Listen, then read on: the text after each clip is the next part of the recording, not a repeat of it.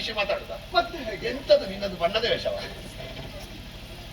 ರಸಿಕತೆ ಹೆಣ್ಣು ಮಕ್ಕಳಲ್ಲಿ ಮಾತಾಡುವ ನಮಗೆ ಮಾತಾಡಿ ಅಭ್ಯಾಸ ಉಂಟ ಅದೆಲ್ಲ ಗುರು ಇದ್ದು ಬರುದಾ ಹೌದಾ ಅದು ತನ್ನಷ್ಟಕ್ಕೆ ಕಲಿತುಕೊಳ್ಳುದು ರಸಿಕತನ ಅಂತ ಒಳಗಿಂದ ಬರುದು ನಾನು ಮಾತಾಡಿದ್ದೇನೆ ನೀವು ನಿಮ್ಗೆ ಬೇಕಾದನ್ನು ನೋಡಿಕೊಳ್ಳಿ ನಿಮ್ಮಲ್ಲಿ ಒಂದು ಪ್ರಾರ್ಥನೆ ಒಂದು ಉಪದ್ರ ಒಂದು ಮಾಡಬೇಕು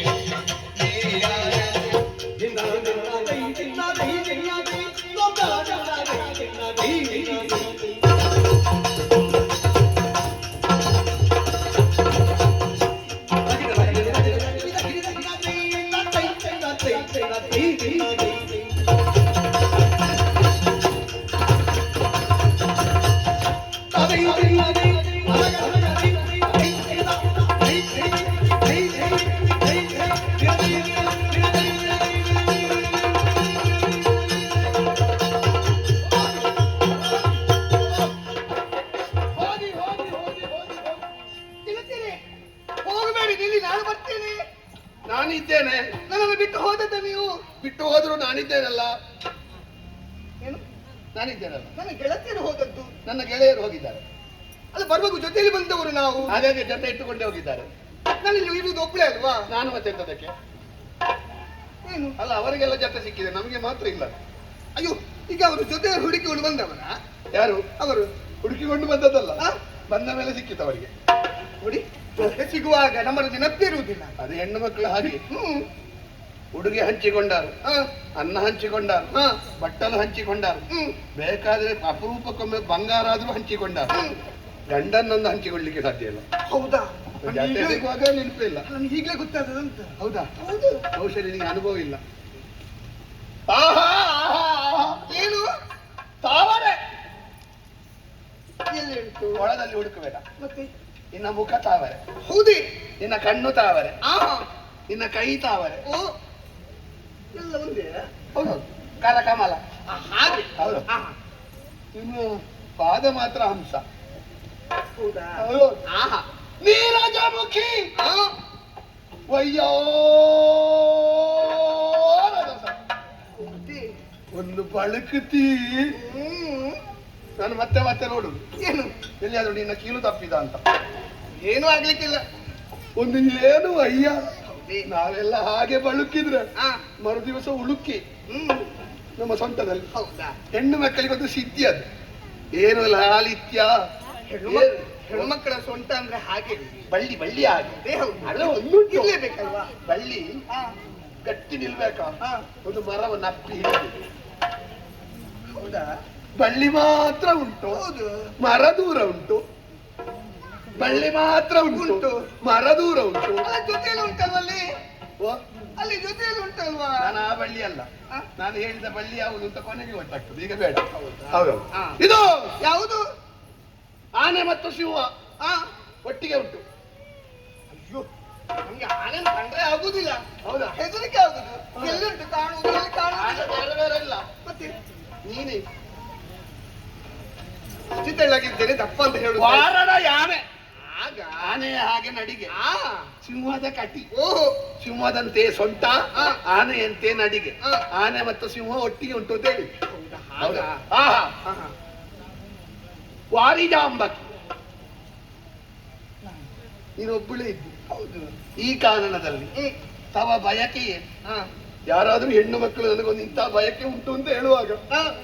ನಾವು ಸಾಲ ಮಾಡಿ ಆದ್ರೂ ಕೊಡುವುದೇ. ಹೌದಾ? ಹೌದೌದು. ಆಹಾ. ಅಂದ್ರೆ ಕನಿಕಾರ. ಹಾ. ಇದು ನಿನ್ನ ಅಪ್ಪ, ಹಾ. ನಿನ್ನ ಅಮ್ಮ, ಹ್ಮ್. ನಿನಗೆ ಮದುವೆ ಆಗಿದ. ಹ್ಮ್. ಮದುವೆ ಆದ್ರೆ ಹ್ಮ್. ಆಗದೇ ಇದ್ರೆ ಹ್ಮ್. ನಿನಗೆ ನಿನ್ನ ಅಮ್ಮನಿಗೆ ಎಷ್ಟು ಜನ? ಅಯ್ಯೋ, ಏನು ಹೇಳುವುದು ನೀವು? ನಿನಗೇನು ಅಷ್ಟು ಸಿಡಿಲ್ ಮಾಡಿದಾಗ ಅಲ್ಲ, ಅಮ್ಮನಿಗೆ ಎಷ್ಟು ಜನ ಅಂತ ಕೇಳಿದ್ರೆ ಮದುವೆ ಆಗದೇ ಇದ್ರೆ ನಿನ್ನ ಅಮ್ಮನಿಗೆ ಎಷ್ಟು ಜನ ಮಕ್ಕಳು? ಮಕ್ಕಳು ಹೌದು. ಸೇರಿಸಿ ನೀವು. ಹೌದೌದು. ಎಷ್ಟು ಜನ ಮಕ್ಕಳು? ಹಾ. ನೀನ್ ಯಾಕೆ ಇಲ್ಲಿಗೆ ಬಂದೆ? ಹ್ಮ್. ಯಾರನ್ನಾದ್ರೂ ಬರ್ಲಿಕ್ಕೆ ಹೇಳಿದ್ಯೋ ಹಾ. ಅಥವಾ ಯಾರಾದ್ರೂ ಬರ್ಲಿಕ್ಕೆ ಇದ್ದಾರೆ ಅಂತ ಮುಂದೆ ಹೋಗ್ಲಿಕ್ಕೆ ಉಂಟ? ಹ್ಮ್. ಇದು ನಿನ್ನ ಹೆಸರೇನು ಹ್ಮ್. ಎಲ್ಲ ಹೇಳ್ಬೇಕು. ಇದನ್ನ ನೋಡುವಾಗ ನನಗೆ ಬೇಕು ಬೇಕು ಬೇಕು. ಯಾವುದು ಬೇಕು? ಪರಿಚಯ ಕೇಳ್ಬೇಕು ಅಂತ ಆಗುತ್ತೆ. ಹಾಗೆ. ಕೇಳ್ತೀಯಾ? ಕೇಳ್ತೀಯಾ? ಕೇಳುವ. ಹಾ.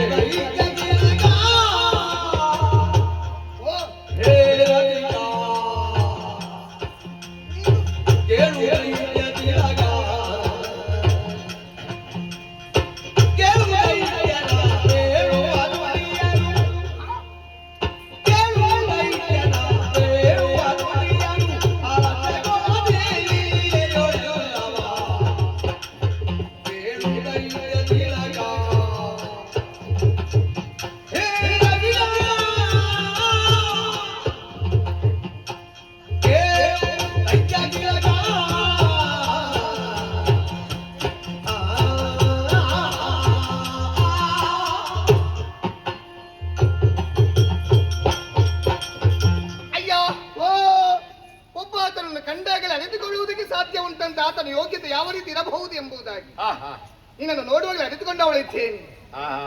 ಕೆಲವರದೆಲ್ಲ ಗೊತ್ತಾಗುದಿಲ್ಲ.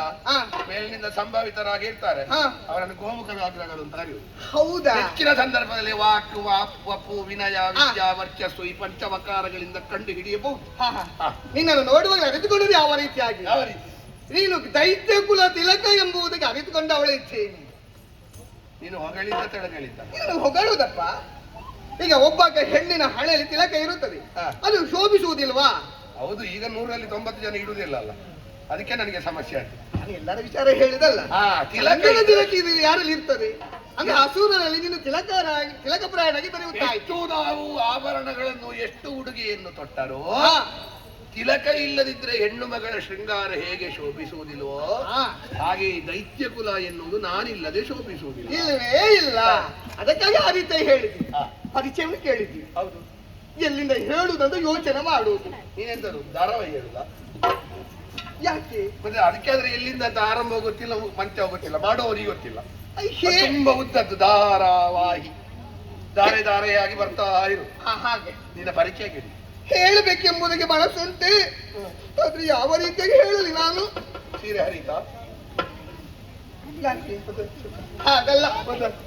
ಈಗ ಅಮ್ಮ ಯಾರಂತ ಹೇಳಬೇಕಿದ್ರೆ ಗೊತ್ತಿರಬೇಕು. ಗೊತ್ತಿರ್ಬೇಕು. ನನಗೆ ಅಮ್ಮ ಇಲ್ಲ, ನನಗೆ ಅಮ್ಮ ಇಲ್ಲ.